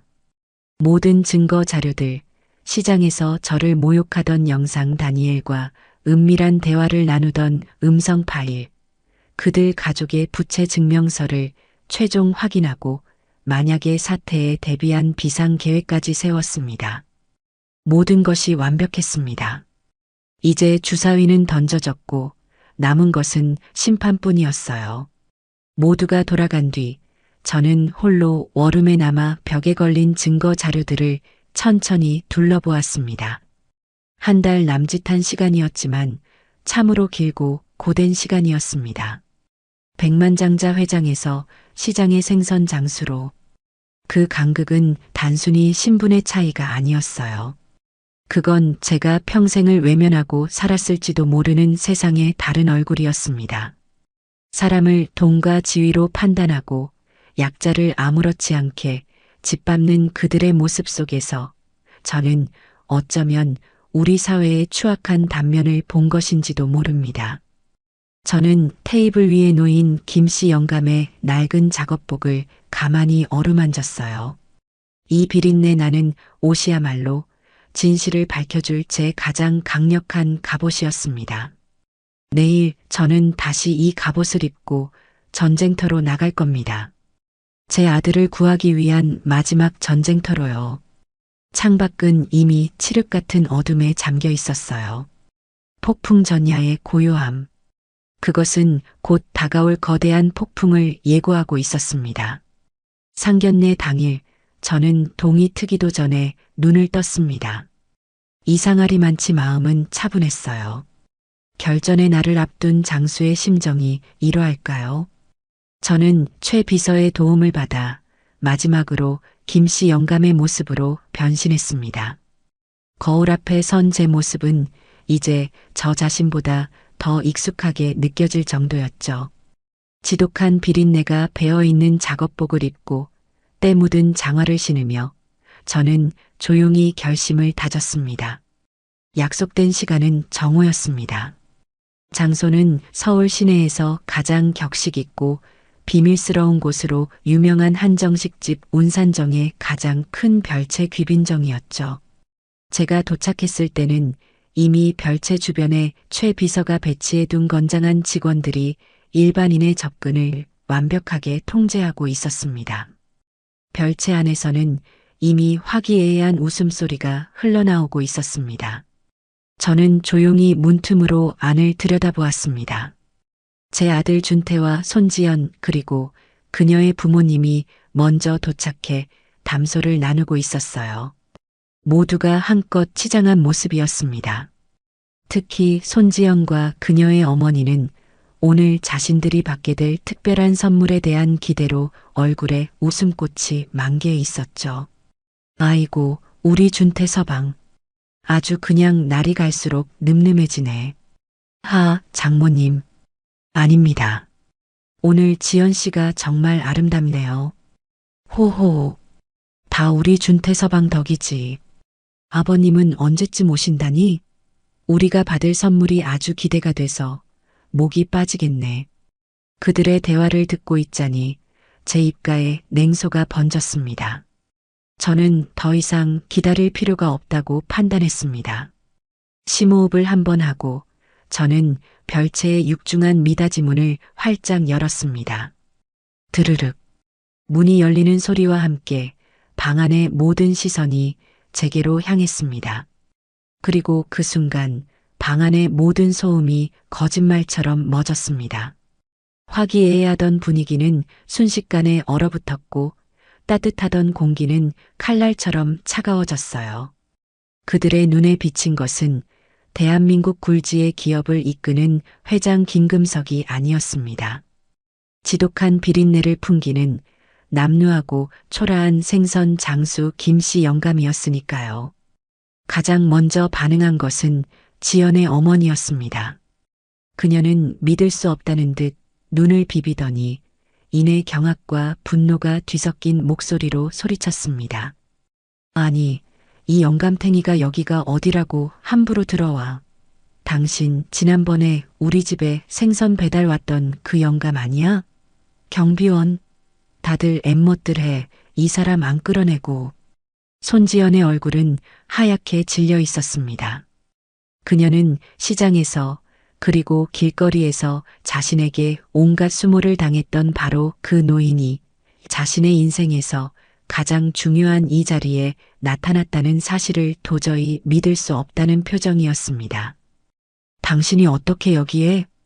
가장 혼란스러운 것은 제 아들 준태였습니다. 그는 저와 지연의 가족을 번갈아 쳐다보며 어쩔 줄 몰라 했어요. 아버지가 왜?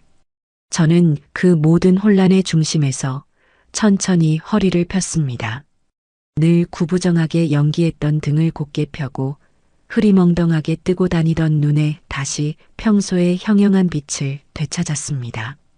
그리고는 제 얼굴을 가리고 있던 낡은 모자를 벗어 던졌죠. 그러고는 얼어붙어 있는 손지연을 똑바로 바라보며 제 본래의 목소리로 하지만 어른보다 차갑게 말했습니다. 예비 며느리가 시아버지를 몰라봐서야 쓰나. 그 한마디에 방 안의 시간은 완전히 멈춰버렸습니다. 지연의 어머니는 입을 떡 벌린 채 그 자리에 주저앉았고 지연의 아버지는 안색이 흙빛으로 변했습니다. 손지연은 말도 안 돼라는 말만 되뇌며 뒷걸음질 쳤어요. 아들 준태는 유령이라도 본 사람처럼 창백한 얼굴로 저를 바라보며 부들부들 떨고 있었습니다.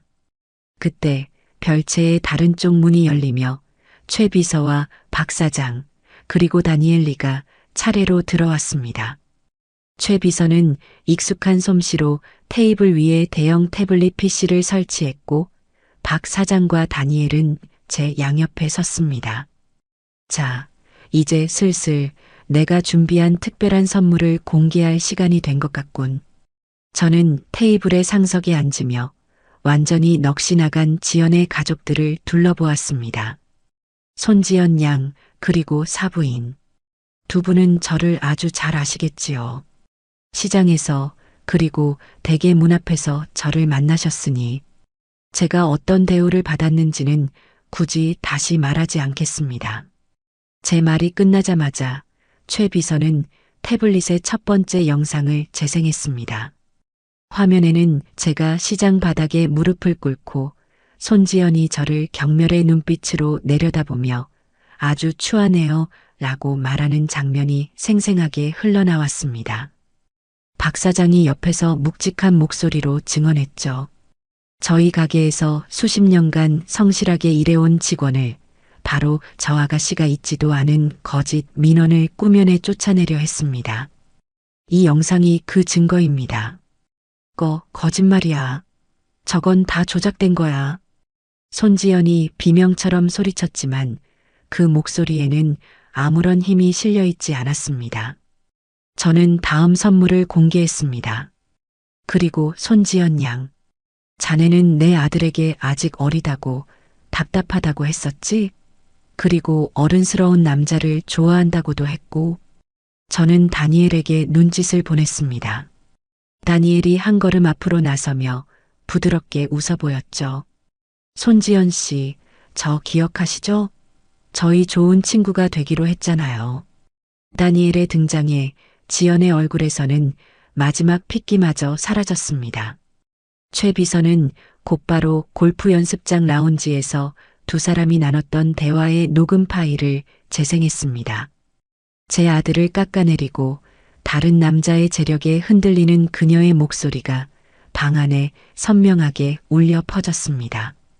준태는 자기 귀를 의심하는 듯 멍한 표정으로 스피커와 지연의 얼굴을 번갈아 쳐다봤습니다. 마지막으로 저는 최 비서가 준비한 서류 뭉치를 테이블 위로 던졌습니다. 그리고 이건 내가 당신들 가족에게 주는 마지막 선물이요. 서류의 맨 위에는 부채 현황 증명서라는 글자가 선명하게 박혀 있었습니다. 그들의 빚 밀린 월세, 파산한 아버지의 회사까지 그들이 그토록 감추고 싶었던 모든 진실이 그곳에 담겨 있었습니다. 모든 증거가 공개되자 지연과 그녀의 어머니는 완전히 무너져 내렸습니다. 그들의 입에서는 더 이상 변명조차 나오지 않았어요. 그저 꺽꺽대는 울음소리만이 방 안을 채울 뿐이었습니다. 저는 자리에서 일어났습니다. 그리고 제 인생 최악의 연극을 끝낼 마지막 대사를 의조렸습니다. 이 결혼 없던 일로 하지.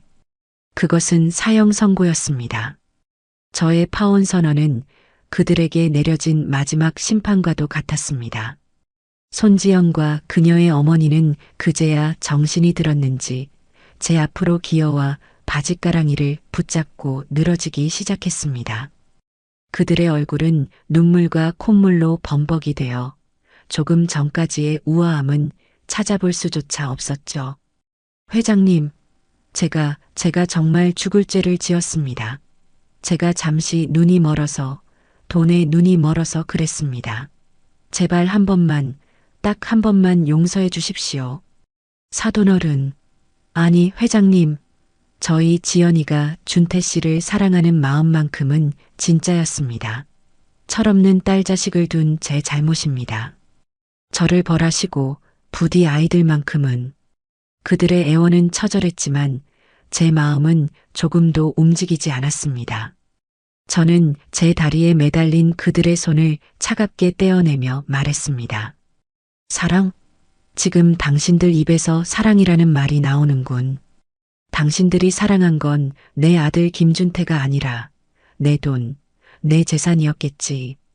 당신들의 그 더러운 탐욕으로 내 아들의 순수한 마음을 짓밟은 것만으로도 용서받을 자격이 없어. 저는 더 이상 그들과 말을 섞고 싶지 않았습니다. 저는 제 옆에 망부석처럼 서 있는 아들 준태를 바라보았습니다. 아들의 얼굴은 하얗게 질려 있었고 텅 빈 눈동자는 갈 곳을 잃은 채 흔들리고 있었습니다. 충격과 배신감 그리고 자신에 대한 자책감으로 완전히 무너져 내린 모습이었죠. 그토록 천사라고 믿었던 여자의 추악한 실체를 제 눈으로 직접 확인했으니 그 충격이 오죽할까요? 지연은 마지막 희망을 걸고 준태에게 매달렸습니다. 준태 씨, 나 좀 봐. 이건 다 오해야. 내가 당신을 얼마나 사랑하는지 알잖아. 제발, 제발 아버지 좀 설득해줘. 응? 우리 사랑했잖아. 하지만 아들은 아무런 대답도 하지 않았습니다. 그저 텅 빈 눈으로 지연을 바라볼 뿐이었어요. 그 순간 아들은 비로소 사랑의 콩깍지에서 벗어나 현실을 직시하게 된 것이었습니다. 아들은 천천히 고개를 돌려 저를 바라보았습니다. 그리고는 힘겹게 입을 열었죠. 아버지, 제가 어리석었습니다. 죄송합니다. 아들의 그 한마디에 저는 지난 한 달간의 모든 고생이 눈 녹듯 사라지는 것을 느꼈습니다. 그래, 그거면 되었다. 내 아들이 이제라도 진실을 깨달았으니 그거면 된 겁니다. 저는 제가 약속했던 특별한 선물을 나눠줄 시간이라는 것을 알았습니다. 저는 최 비서에게 눈짓을 보냈고 최 비서는 두툼한 봉투 2개를 들고 나왔습니다. 저는 그 중 하나를 박 사장에게 건넸습니다. 박 사장, 자네가 없었다면 이 연극은 시작도 못했을 걸세. 이건 내 성의일세. 자네 가게를 시장에서 제일 가는 곳으로 만드는데 보태 쓰게나. 박 사장은 말없이 봉투를 받아들고 제 어깨를 2번 툭툭 쳐주었습니다. 저는 이어서 다른 봉투를 다니엘리 역할을 완벽하게 소화해준 배우에게 건넸습니다. 자네 덕분에 아주 훌륭한 공연을 마칠 수 있었네.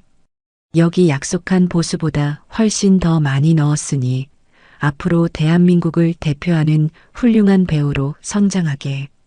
그는 제게 90도로 허리를 숙여 감사를 표했습니다. 그리고 마지막으로 저는 아직도 바닥에 주저앉아 있는 지연의 가족들을 돌아보았습니다. 그리고 당신들에게 주는 내 마지막 선물은 이것이요. 그들은 혹시나 하는 기대로 저를 올려다보았지만 제 손에는 아무것도 들려있지 않았습니다. 사람 위에 사람 없고 사람 아래 사람 없다. 평생 그 말을 뼈에 새기며 살아가시오. 그리고 다시는 내 아들 앞에, 내 눈앞에 나타나지 마시오. 이것이 내가 당신들에게 베푸는 마지막 잡이요. 저는 그 말을 끝으로 아들의 팔을 잡고 그 지옥 같은 방을 나섰습니다. 등 뒤로 그들의 절규와 울음소리가 들려왔지만 저는 단 한 번도 뒤돌아보지 않았습니다. 운산정을 빠져나온 하늘은 이상하리만치 맑고 파랬습니다. 저는 운전기사를 물리고 직접 운전대를 잡았습니다. 그리고 차를 몰아 제가 김씨 영감으로 살았던 월화수산으로 향했습니다. 아들은 조수석에서 창밖만 바라보며 아무 말이 없었죠. 시장은 여전히 활기가 넘쳤습니다. 저는 시장 한구석에 있는 제가 박 사장과 처음 만났던 허름한 국밥집으로 아들을 데리고 들어갔습니다. 가게 안은 비린내와 돼지국밥의 구수한 냄새가 뒤섞여 있었죠. 우리는 마주보고 앉아 뜨거운 국밥 2그릇을 주문했습니다. 아버지, 죄송해요. 저는 아무것도 모르고. 아들은 국밥이 나오자 결국 참았던 눈물을 터뜨렸습니다. 저는 아무 말 없이 아들의 국밥 그릇에 깍두기 하나를 얹어주었습니다. 괜찮다, 아들아. 저는 담담하게 입을 열었습니다. 사람은 누구나 실수할 수 있다. 특히 사랑에 빠지면 눈과 귀가 멀게 되는 법이지. 중요한 건 그 실수를 통해 무엇을 배우느냐 하는 것이다. 이번 일로 진짜와 가짜를 구별하는 눈을 얻었다면 그걸로 아주 값비싼 수업료를 치른 셈이다. 제 말에 아들은 더욱더 서럽게 울었습니다. 저는 아들이 눈물을 다 쏟아낼 때까지 조용히 기다려 주었습니다. 한참 뒤 눈물을 그친 아들은 숟가락을 들어 국밥을 한술 뜨기 시작했습니다. 그 모습이 어찌나 짠하던지 우리는 한동안 말없이 국밥만 먹었습니다.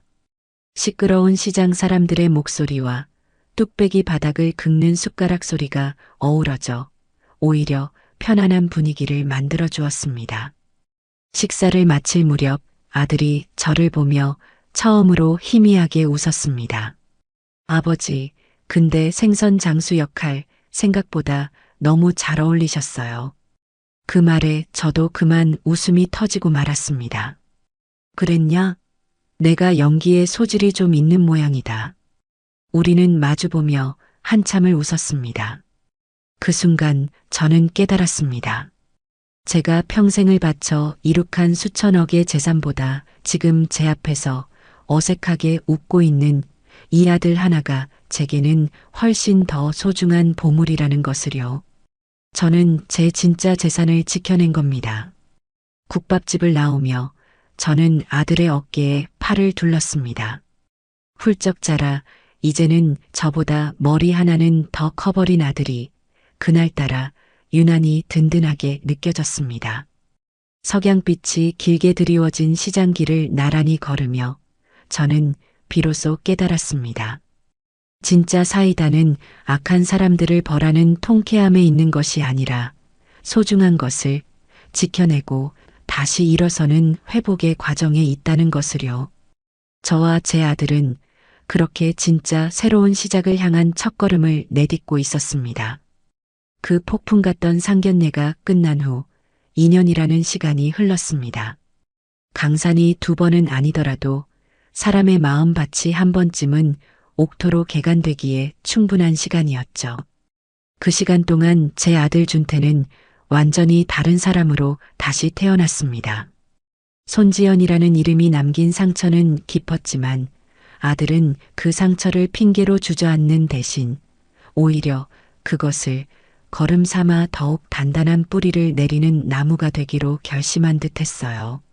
사건이 있고 며칠 뒤 아들은 제 서재로 찾아와 처음으로 제게 자신의 뜻을 단호하게 이야기했습니다.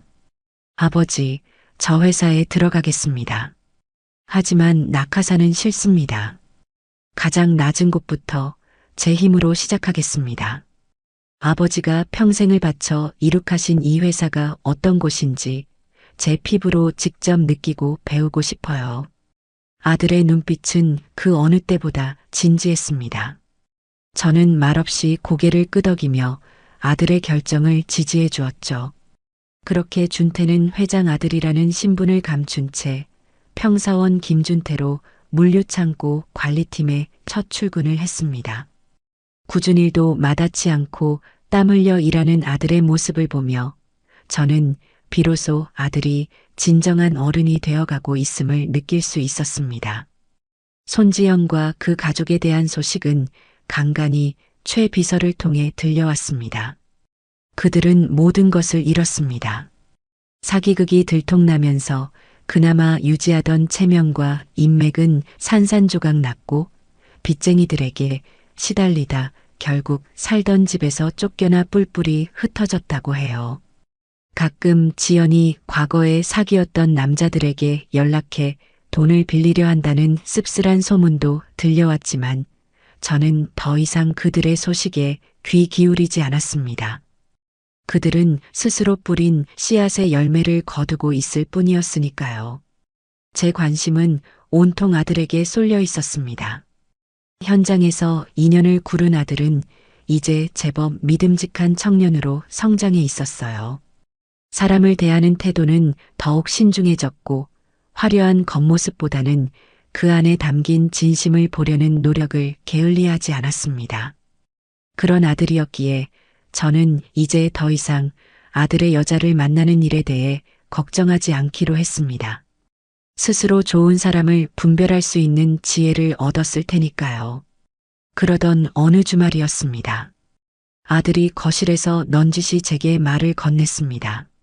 아버지, 혹시 이번 주말에 시간 괜찮으세요? 제가 요즘 봉사활동을 나가는 보육원이 있는데 아버지가 후원하시는 곳 중 하나더라고요. 아이들이 참 예뻐요. 아버지도 한번 같이 가시지 않겠어요?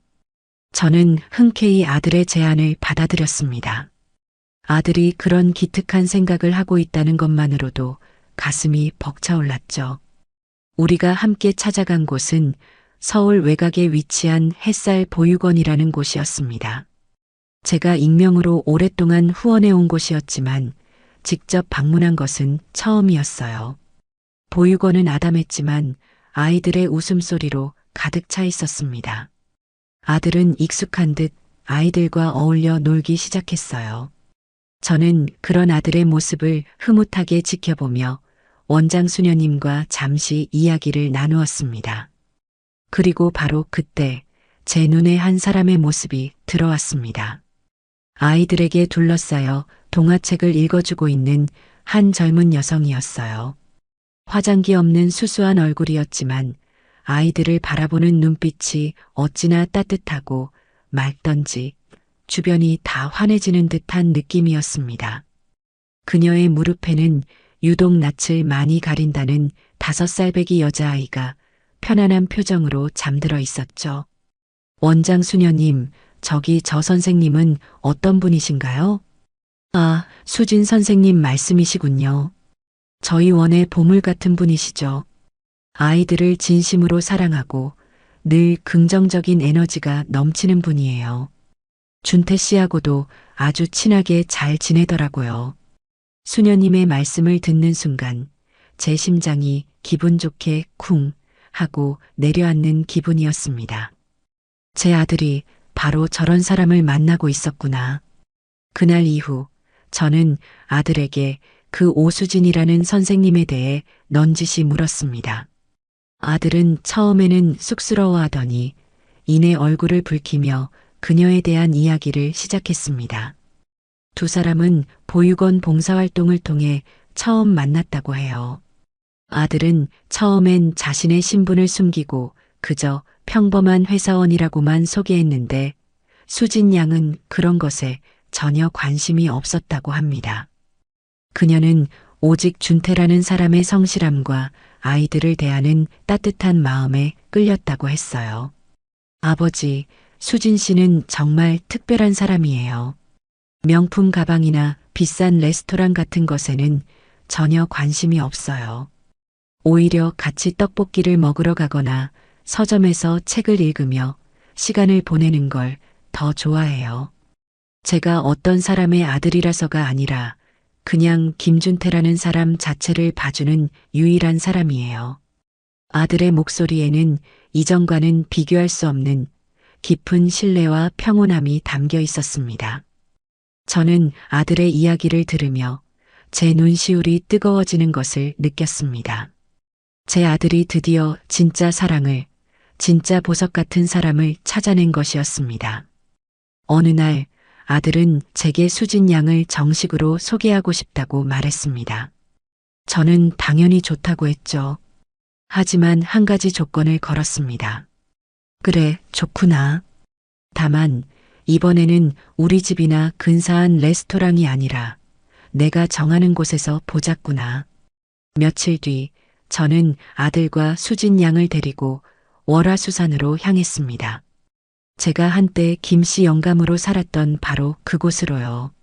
수진 양은 조금 놀란 눈치였지만 실은 내색 없이 제 뜻을 따라주었습니다. 아버님, 여기에 무슨 일이세요? 허허, 내가 젊었을 때 고생했던 곳이라 가끔 찾아오곤 한단다. 저기 보이는 저 국밥집이 내 오랜 단골집이야. 괜찮다면 오늘 저녁은 저기서 뜨끈한 국밥 한 그릇 하는 게 어떻겠니? 제 제안에 아들의 얼굴이 순간 굳어지는가 싶더니 이내 제 의도를 파악하고는 조용히 고개를 끄덕였습니다. 수진 양은 조금의 망설임도 없이 환하게 웃으며 대답했어요. 네, 아버님. 좋아요. 저 국밥 정말 좋아해요. 시장 구경도 하고 맛있는 것도 먹고 오늘 정말 신나는데요? 그녀의 대답은 꾸밈없는 진심이었습니다. 우리는 허름한 국밥집에 나란히 앉았습니다. 가게 안은 여전히 비린내와 사람 사는 냄새로 가득했죠. 마침 가게 안으로 들어오던 박 사장이 저를 발견하고는 반갑게 다가왔습니다. 아이고, 김 회장. 여긴 어쩐 일이야? 어라, 우리 준태도 왔네? 옆에 아가씨는 누구신가? 저는 수진 양에게 박 사장을 제 오랜 친구라고 소개했습니다. 박 사장은 넉살 좋게 수진 양의 맞은편에 앉아 말을 걸기 시작했죠. 니야, 우리 준태가 눈이 높네. 이렇게 예쁜 아가씨를 어디서 만났대? 아가씨, 우리 준태가 좀 멍청해 보여도 속은 깊은 놈이야. 잘 좀 부탁해. 박 사장의 짓궂은 농담에 수진 양은 까르르 웃음을 터뜨렸습니다. 사장님 아니에요. 준태 씨 정말 좋은 사람인걸요. 제가 더 많이 배우고 있어요. 그때였습니다. 국밥을 나르던 아주머니가 발을 헛디뎌 국밥 그릇 하나를 수진 양의 바로 앞에서 엎지르고 말았습니다. 뜨거운 국물이 그녀의 옷과 테이블 위로 쏟아졌죠. 아주머니의 얼굴은 하얗게 질렸습니다. 아이고, 어떡해. 아가씨, 괜찮아요? 뜨거운데 되지는 않았어요? 정말 죄송합니다. 그 순간 저는 저도 모르게 숨을 죽이고 수진 양의 반응을 살폈습니다. 2년 전 고급 레스토랑에서 물 한 방울에 경기를 일으키던 손지연의 모습이 떠올랐기 때문이죠. 하지만 수진 양의 반응은 제 예상을 완전히 뛰어넘었습니다. 그녀는 놀라기는커녕 오히려 당황해서 어쩔 줄 모르는 아주머니의 손을 먼저 잡아주었습니다. 어머니, 저 괜찮아요. 하나도 안 다쳤어요. 놀라지 마세요. 옷이야 빨면 되죠, 뭐. 바닥이 더러워져서 어떡해요. 제가 닦을게요. 그녀는 자리에서 일어나 휴지를 뽑아들고 아주머니를 도와 바닥을 닦으려고 했습니다. 아주머니는 감동과 미안함이 뒤섞인 표정으로 그녀를 말렸고 제 아들은 그런 수진 양의 모습을 사랑스럽다는 듯 가리고 자랑스럽다는 듯한 눈빛으로 바라보고 있었습니다. 저는 그 광경을 보며 조용히 고개를 끄덕였습니다.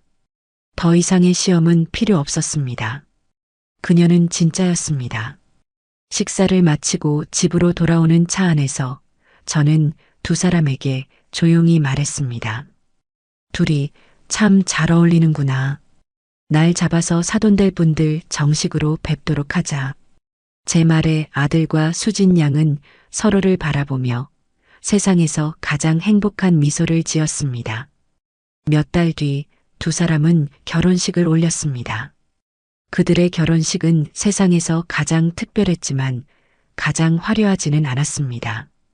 두 사람은 호화로운 예식장에서 수억 원을 쓰는 대신 그 돈을 햇살 보육원 아이들의 교육 기금으로 전액 기부했어요. 그리고는 보육원 앞마당에서 원장 수녀님의 주례와 아이들의 축가 속에서 소박하지만 진심 어린 축복을 받으며 부부의 연을 맺었죠. 결혼식 날 저는 하객들 속에서 조용히 두 사람의 모습을 지켜보았습니다. 제 아들은 이제 더 이상 제가 지켜줘야 할 어린아이가 아니었습니다. 자신의 삶을 스스로 책임지고 사랑하는 사람과 함께 미래를 만들어 나갈 줄 아는 든든한 남자가 되어 있었죠. 그리고 제 곁에는 이제 세상 누구보다 현명하고 따뜻한 마음을 가진 새로운 딸이 생겼어요. 지금 저는 세상에서 가장 행복한 할아버지입니다. 며느리는 얼마 전 저를 쏙 빼닮은 예쁜 손녀를 안겨주었고 아들은 이제 제법 능숙하게 회사의 중요한 프로젝트들을 이끌어가고 있습니다.